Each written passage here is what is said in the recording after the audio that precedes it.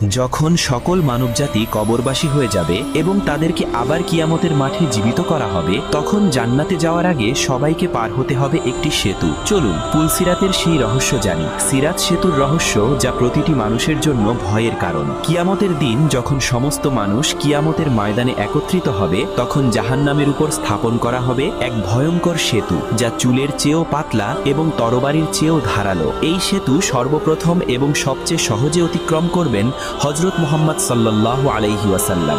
হাদিসে বর্ণিত আছে, সেই সময় চারদিকে ঘন অন্ধকার ও কুয়াশা ছেয়ে যাবে, আর মানুষ তাদের ঈমানের আলোয় নিজ নিজ পথ খুঁজে নেবে। সেদিন সকল মানুষকেই এই সেতু অতিক্রম করতে হবে, ধার্মিক হোক বা পাপী।